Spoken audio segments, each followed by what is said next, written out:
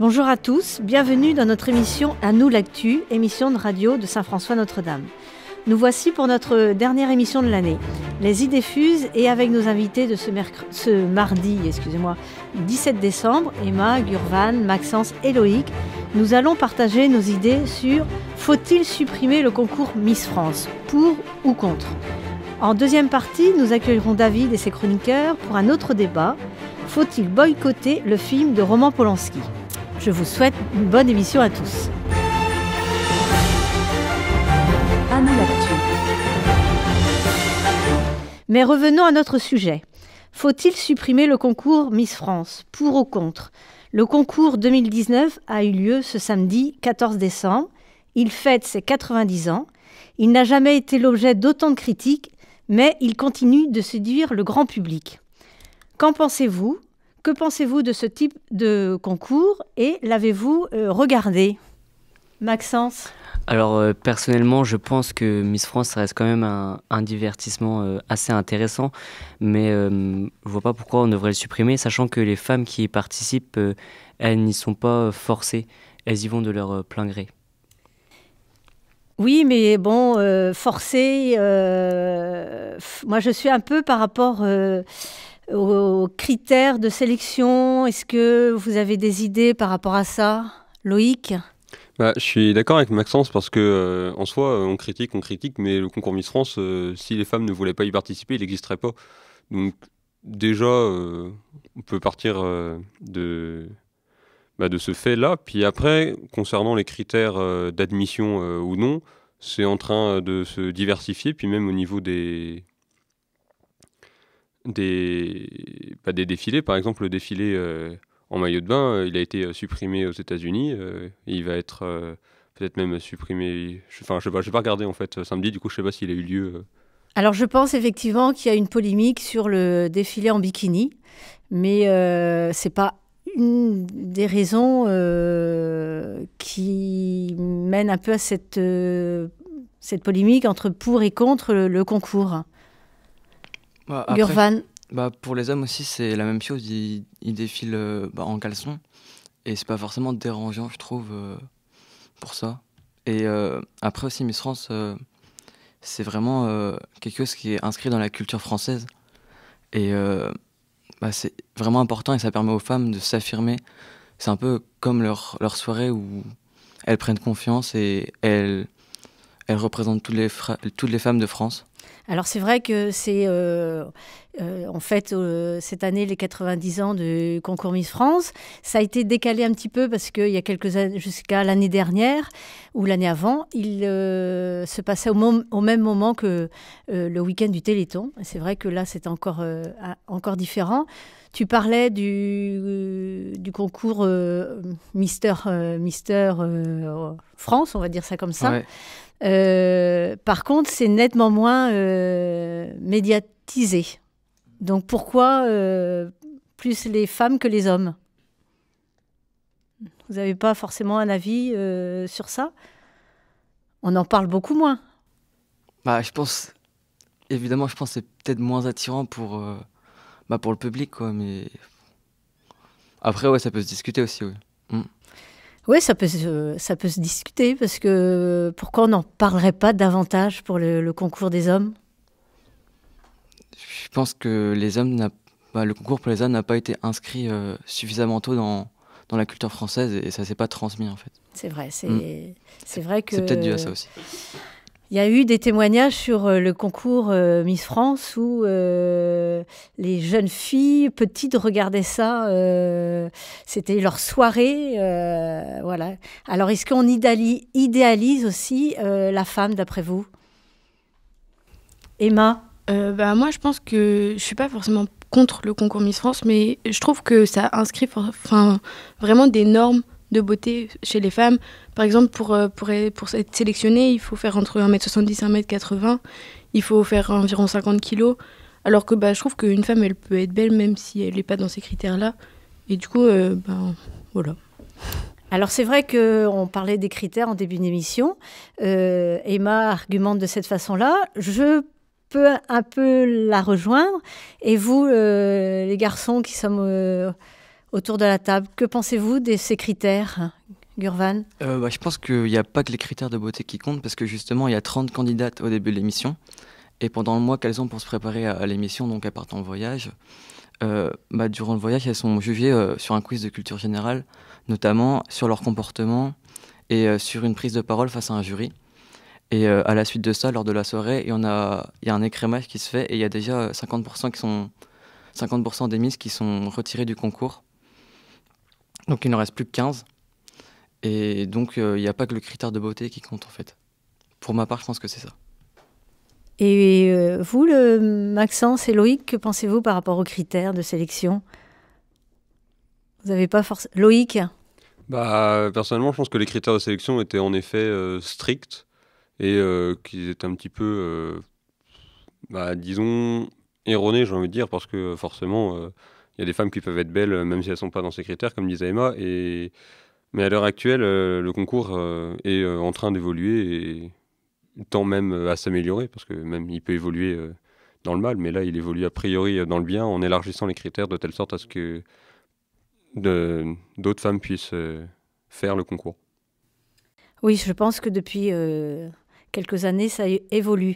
Par contre, moi, la question qui me vient, c'est quel est le rôle de la Miss France pendant son année de règne? Est-ce que vous êtes au courant ou pas, Maxence? Pendant son année de règne, on n'entend pas beaucoup parler de la Miss France. Personnellement, la dernière Miss France, j'ai pas trop entendu parler. Je ne sais pas du tout ce qu'elles font pendant cette année.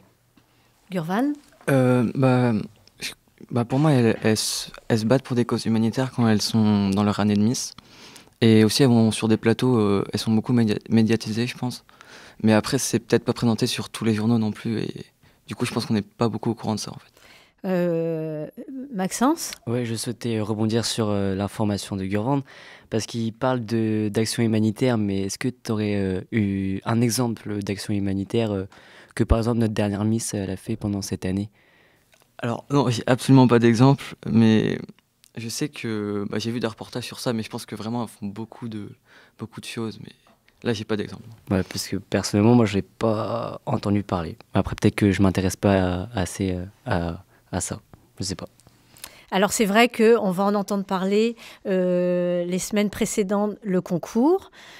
Le lendemain, le surlendemain et peut-être le mois précédent le concours ou après le concours du mois, on en entend parler.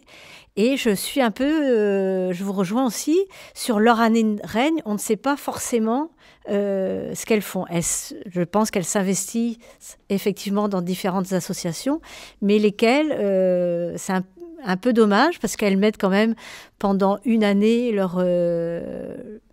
soit leur formation entre parenthèses.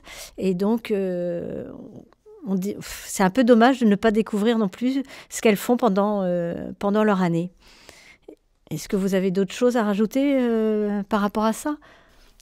Juste au niveau des critères de sélection, au concours dernier, donc c'était samedi ou dimanche, il y avait Miss Provence qui était favorite. Et en fait, apparemment, la prise de parole a fait changer beaucoup de choses parce que Miss France était vraiment favorite pour sa beauté, mais sa prise de parole n'était pas, elle n'était pas forcément bien placée. Et c'est une des raisons pour laquelle elle a été dauphine de Miss Guadeloupe. Parce que Miss Guadeloupe a vraiment réussi sa prise de parole devant le public, elle a été hyper convaincante. Et ça l'a permis de gagner le concours. Certainement, mais bon, après, je pense qu'il y a aussi toute la pression qui est mise sur elle. Et puis, ça ne doit pas être évident non plus de s'exprimer devant tant de personnes.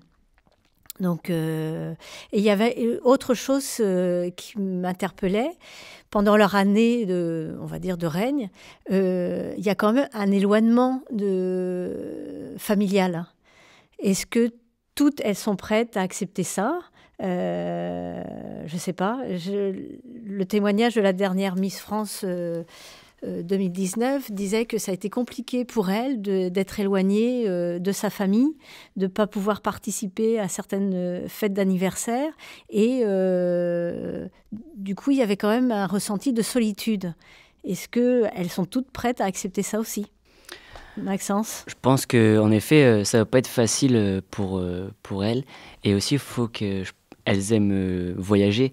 Mais il faut aussi se demander, après leur année de règne, qu'est-ce qu'elles font ?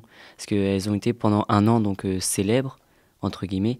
Mais après leur année de règne, certaines elles disparaissent et on n'entend plus vraiment parler d'elles. Oui, mais Gurvan ? Après, je suis pas trop d'accord avec ça parce qu'il y a quand même la plupart des Miss qui arrivent à s'intégrer après dans une vie professionnelle. Par exemple, il y a Laurie Tillmans, Miss France 2012. Oui. Et elle a fait une très belle place d'ailleurs à Miss Univers. Et maintenant, elle est présentateur sur des plateaux de sport. Et vraiment, elle se débrouille très très bien. Ou sinon, il y a aussi Iris Mitenaere, qui participe aussi sur des plateaux d'animation. Et on la voit, elle est hyper médiatisée. Ouais. Oui, c'est vrai qu'il y a quelques-unes comme ça qu'on retient effectivement par rapport à la suite de leur année de Miss. Loïc, tu voulais rajouter quelque chose ? Je voulais rebondir un petit peu sur la remarque de Gurvan parce que tu dis on les retient. Enfin, presque envie de te dire c'est un petit peu obligé par le fait qu'elles soient sur les plateaux télé. Donc forcément, toutes les autres qui ne sont pas dans les plateaux télé, on n'en entend plus parler. Celles qui sont forcément encore face aux caméras, elles sont encore médiatisées.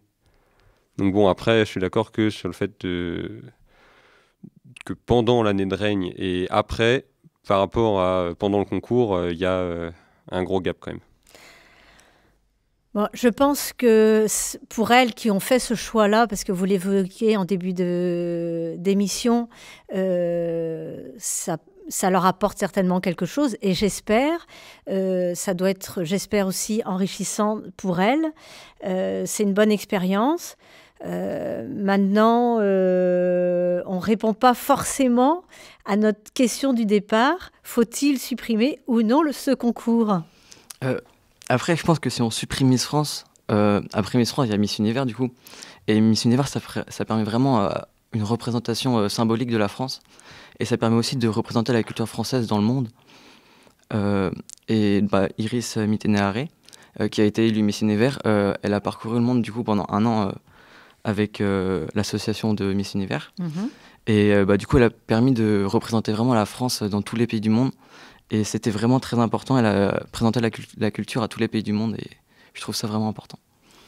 Emma, tu voulais rajouter quelque chose ? Oui, moi personnellement, je pense pas qu'il faille forcément supprimer le concours Miss France, mais je pense qu'il faudrait adapter les normes, les critères de sélection pour permettre à plus de femmes de pouvoir y participer et de pouvoir le faire comme elles le sont.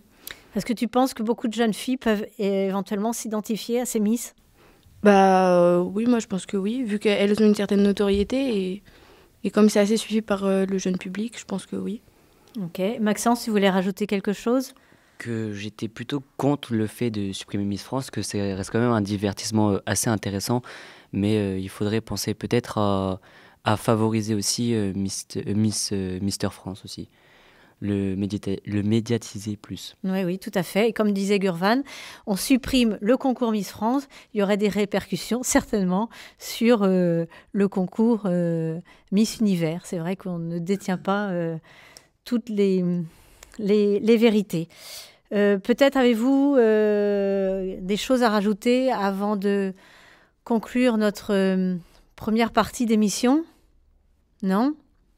Alors en tous les cas, je vous remercie.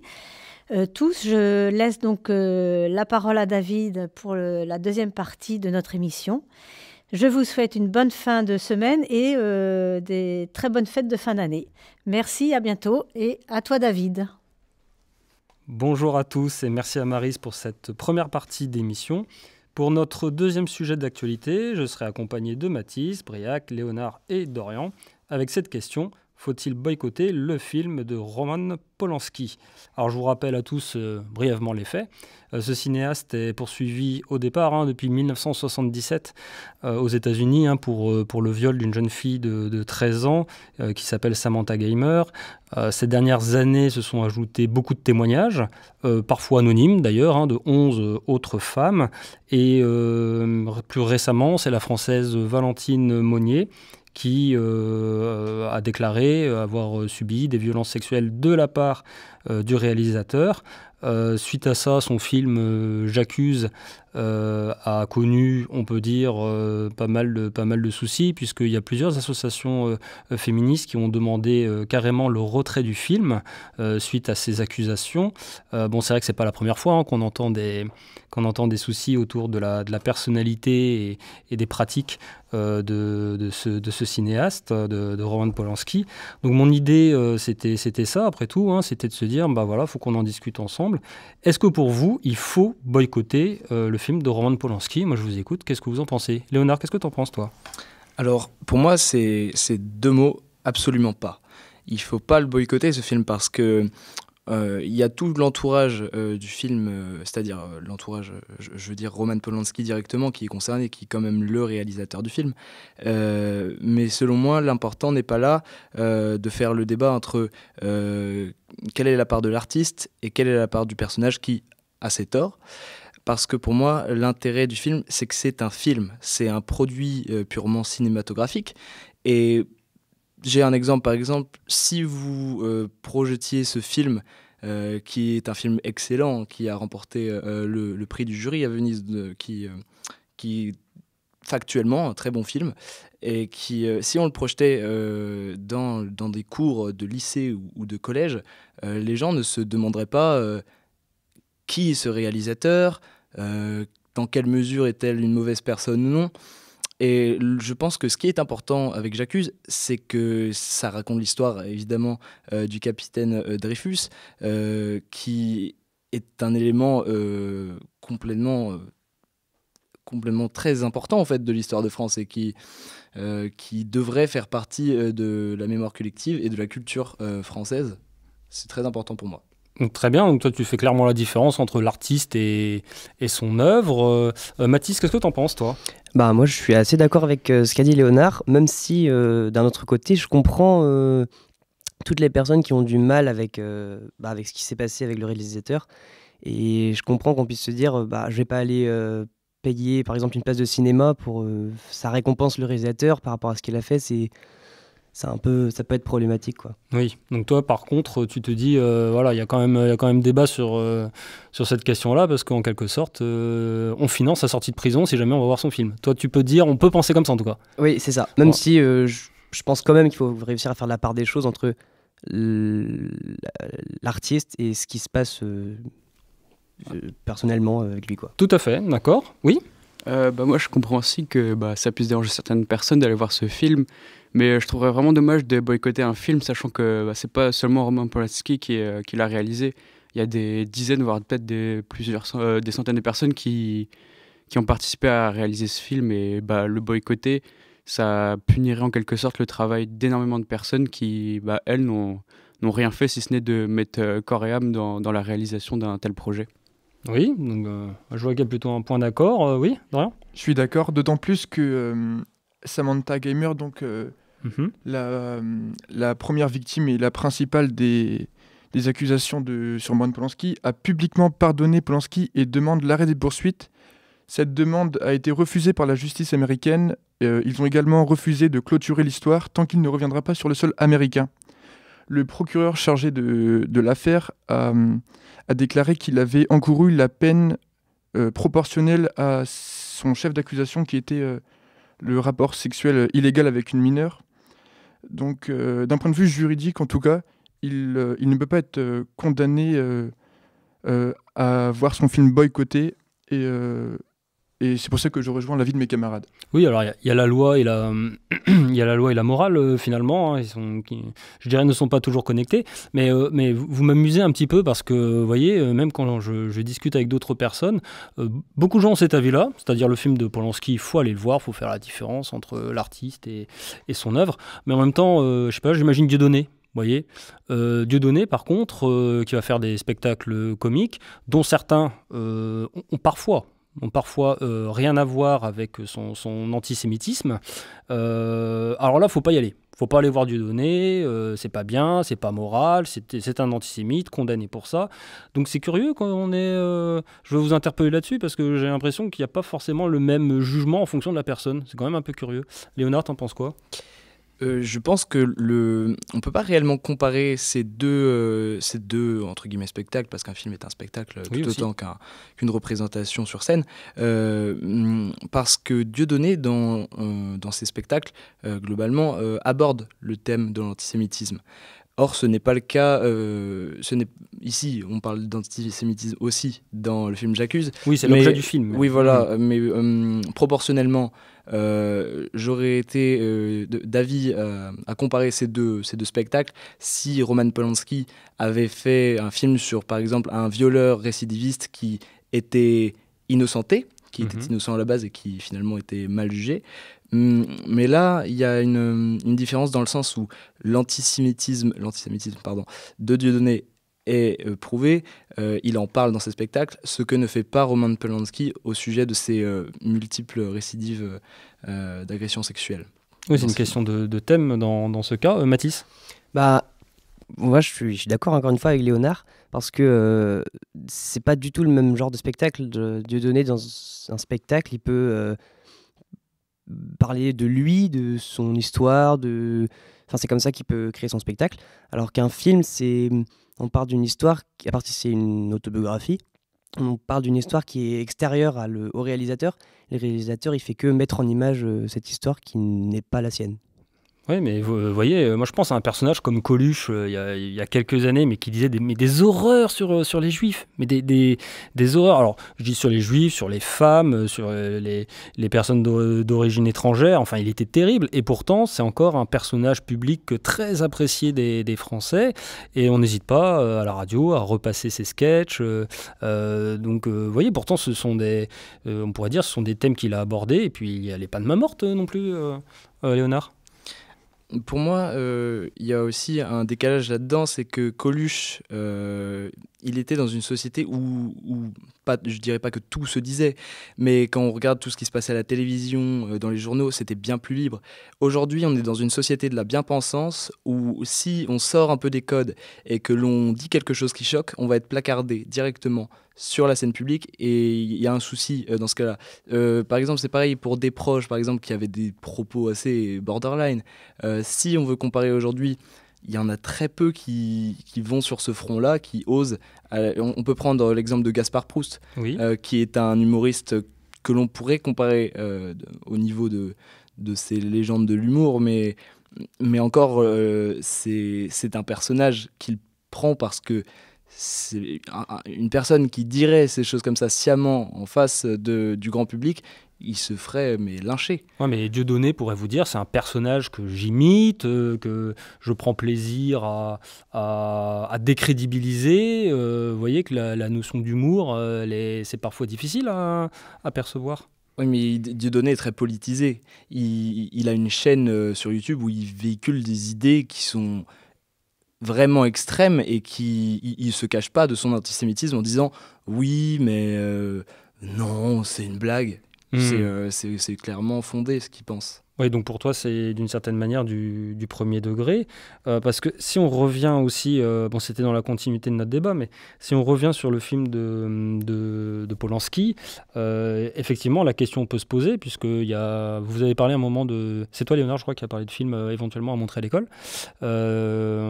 J'ai pensé tout de suite à La Rafle, moi, vous voyez, ce type de film qui aborde ces sujets, ces thématiques historiques.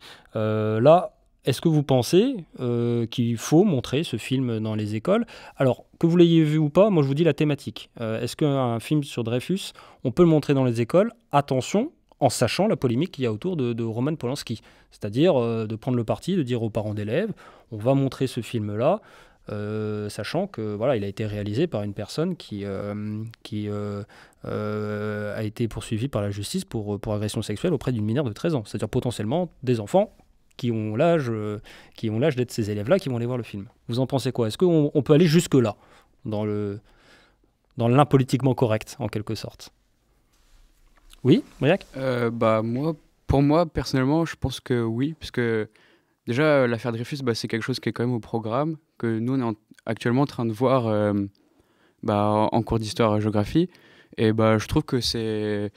malgré ce que le réalisateur a pu faire, et même s'il est poursuivi par la justice, ça reste quand même un pavé de l'histoire et quelque chose qu'il faut montrer aux élèves. Donc pour moi, je vois pas d'opposition à le montrer à l'école. D'accord. Peu importe l'artiste, encore une fois. Je pense qu'il faut faire le détachement entre l'artiste et ce qu'il peut faire dans sa vie personnelle, mais enfin pour moi, oui. Je pense qu'il faut savoir dissocier. On pourrait le faire. Dorian, qu'est-ce que tu en penses, toi? Pour rebondir sur ce que dit Briac, oui. Dissocier la vie privée de la vie professionnelle, il y a une affaire qui a fait énormément de bruit en même temps que celle de Polanski, c'est l'affaire Bertrand Cantat. Oui, c'est vrai. Et là, les avis concernant ce musicien sont totalement différents. Parce que, en mon sens, concernant Bertrand Cantat, c'est... D'un point de vue moral, je trouve ça assez malsain de continuer à créer son art vis-à-vis de la famille de la victime. Mm-hmm. Donc on pourrait se dire la même chose concernant Polanski. Et je pense que des fois, il faudrait quand même créer une limite entre la vie... Enfin, non, justement, casser cette limite entre la vie privée et la vie professionnelle. Ouais, après, pour un artiste, beaucoup d'artistes répondraient certainement il n'y a pas de limite, il n'y a pas de séparation entre les deux. C'est ma vie personnelle qui m'inspire pour mes œuvres artistiques.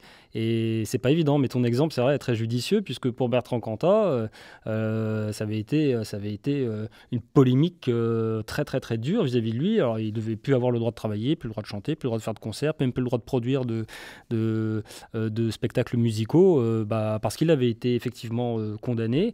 Et pourtant, lui expliquait qu'il avait payé sa dette à la société. Donc ça, c'est un débat qu'on pourra avoir aussi prochainement, puisqu'ils sont très très nombreux. Écoutez, je vous remercie tous pour la qualité de vos interventions, puisque notre émission est désormais terminée. Et donc je vous souhaite à tous, ici présents, ainsi qu'à nos auditeurs, bien sûr, d'excellentes fêtes de fin d'année. Et puis on espère vous retrouver encore plus nombreux, évidemment, en 2020. Merci à tous.